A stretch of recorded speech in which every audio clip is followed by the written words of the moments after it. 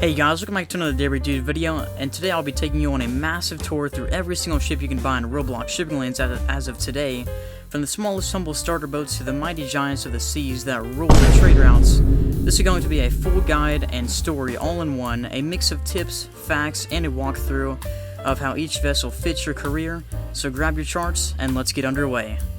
When you first start out, your journey begins with container ships, the backbone of modern shipping. And the first one on our list is the small container ship, a tiny but dependable workhorse that might not look impressive compared to the towering giants you'll see later, but it represents the first step in your shipping empire.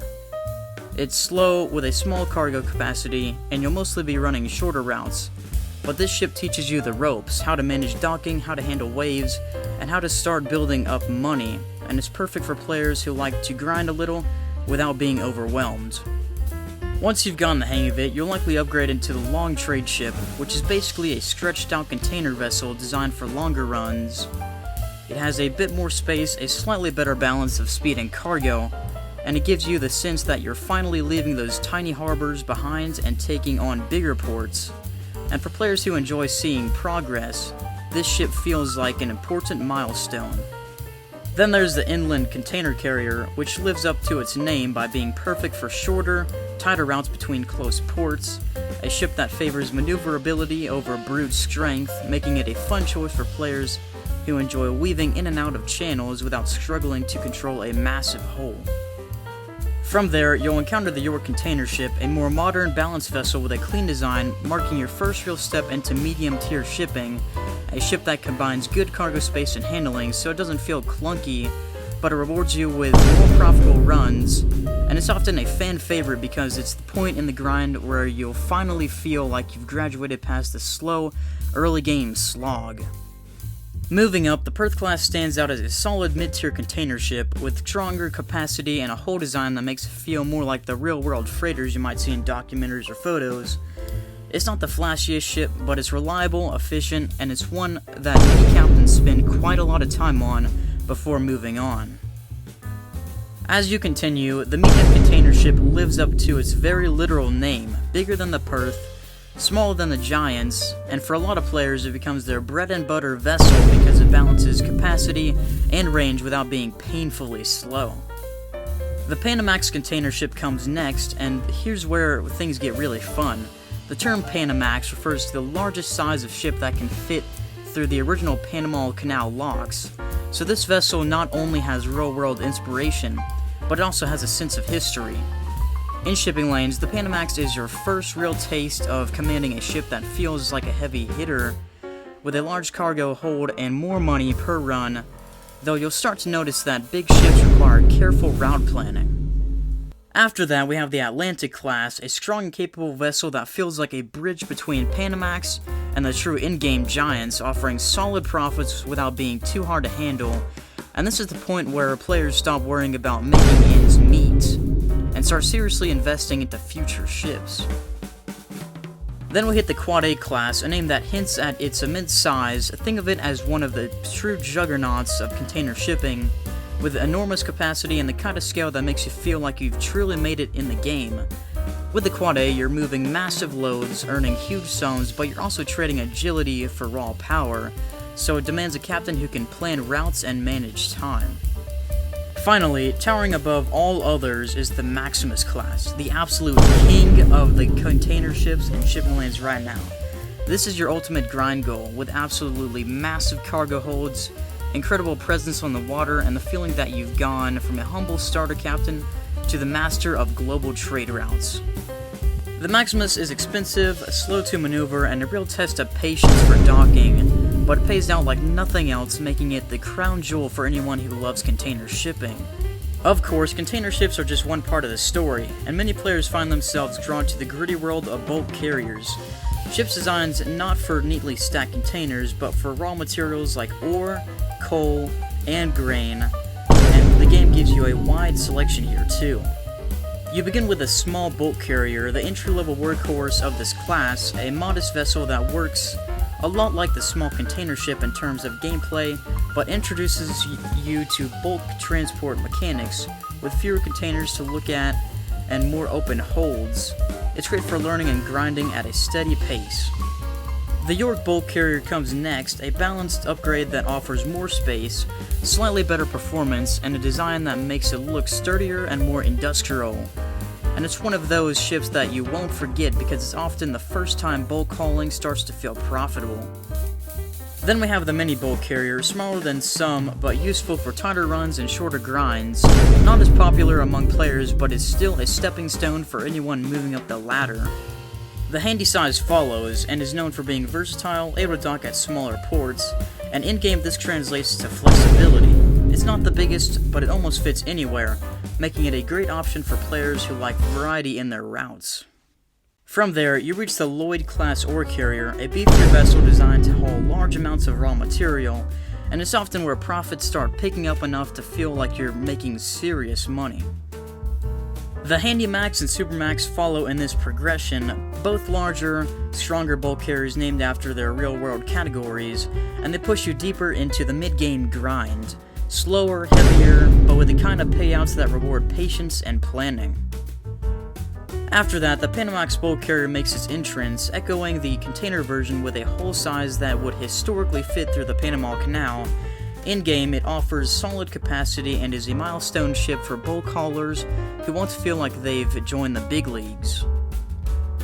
The Stanley-class freighter, Hobart-class freighter, and the Transit-class freighter are all variations in the bulk carrier tree, each with distinct looks and slight tweaks in performance, giving players options depending on how they like to grind, with Hobart being especially beloved for its balance of size and efficiency.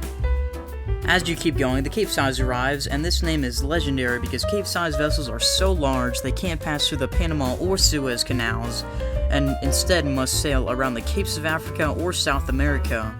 In shipping lanes, the Capesize feels exactly like that. Massive, slow, unwieldy, but with the kind of cargo hold that makes every trip worth it. Then we have the very large ore carrier, which is exactly what it sounds like, pushing bulk hauling into its extreme category, with immense profits but an equally immense hold to manage. The C-Max ore carrier and the Grand ore carrier push the boundaries even further, cementing bulk carriers as one of the most grind-intensive, but also most rewarding branches in the game. Now, if bulk and containers aren't your thing, you might find yourself called toward the world of tankers, moving liquid cargo like oil and gas, a whole different challenge in shipping lanes, because these ships are often longer, heavier, and built for big profits. The oil tanker branch starts with a general-purpose tanker, a smaller but versatile vessel that gives you your first taste of liquid transport, and a good introduction without being overwhelming. Then comes the Aframax, a mid-sized tanker named for its ability to carry average freight rate assessment loads. In-game, the ship represents her first serious jump into tanker capacity, offering great payouts on medium-range routes. From there, you reach the very large crude carrier, or VLCC, which in reality can haul 2 million barrels of oil, and in-game it carries that same spirit, absolutely massive loads, slower travel, and huge money per trip, though you'll need patience and a steady hand to dock it. Then there's the ultra-large crude carrier, or ULCC, one of the largest ships in the entire game, rivaling even the Maximus in terms of presence and profitability, and it represents the true in-game of oil hauling. Finally, the largest oil tanker in shipping lanes is the Seawise Giant, which is also based on the legendary ship in real life, being the largest ship ever created in history. It is extremely profitable, but it is hard to control due to its massive size. Closely related are the gas tankers, specialized vessels for carrying LNG, or liquefied natural gas, and they have their own progression in shipping lanes. The Q-Mini LNG carrier starts things off, a small but efficient ship that lets you dabble in LNG hauling without too much risk.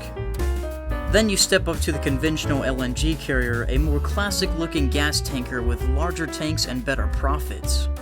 The Gym-class LNG carrier follows, with a sleeker design and more cargo space, perfect for captains who enjoy steady, mid-tier profits. Then comes the Absolute LNG carrier, bigger, more powerful, and able to handle serious loads, making it a real workhorse for gas traders. Finally, the Prometheus class, yo guys, I probably butchered that name. Class LNG carrier sits at the top, a massive gas ship that commands attention with futuristic design cues and immense hauling power. It's the peak of gas transport and a ship that truly feels like an achievement to own. Finally, we come to the heavy lifters, some of the most spectacular ships in shipping lanes, designed to carry other vessels, oil rigs, or massive structures, and they provide a unique gameplay experience unlike anything else in the roster. The prototype heavy lifter is your first taste of this branch, smaller and experimental, but giving you the thrill of carrying outsized cargo. Then the striker heavy lifter comes along, a stronger, more capable vessel that makes you feel like a specialist captain moving things no one else can. From there, the Goliath heavy lifter lives up to its name, a huge vessel capable of transporting immense loads, and it marks your entry into the serious world of heavy lifting.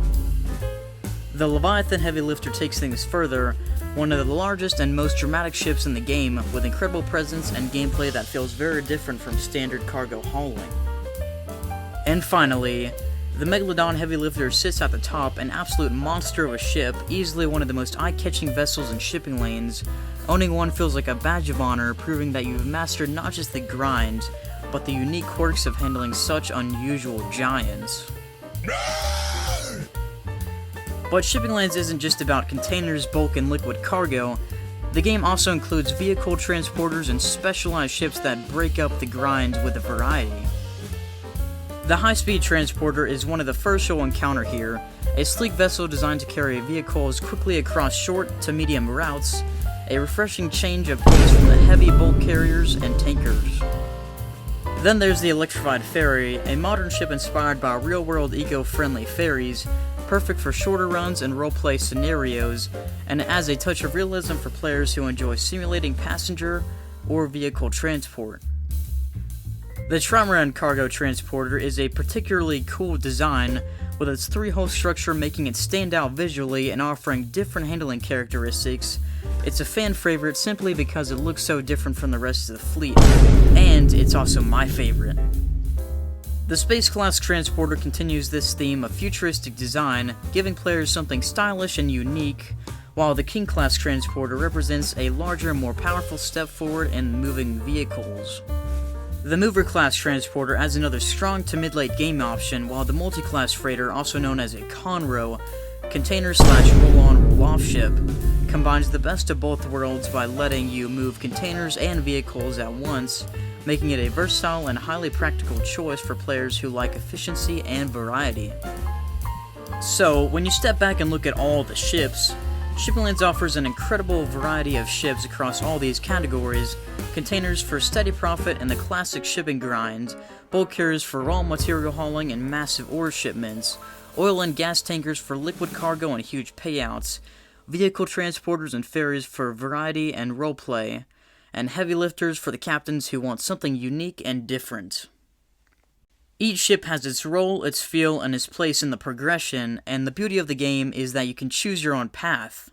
That's what makes Shipping Lanes so compelling. It's not just about grinding money, it's also about finding the ships that fit your style and give you that sense of pride when you dock after a long voyage. By the time you're commanding the Maximus, the Seawise Giant, or the Megalodon, you'll realize that you've gone from a rookie with a starter ship to a master of the seas, and that journey across every ship class is what makes Shipping Lanes one of the most rewarding simulator experiences on Roblox.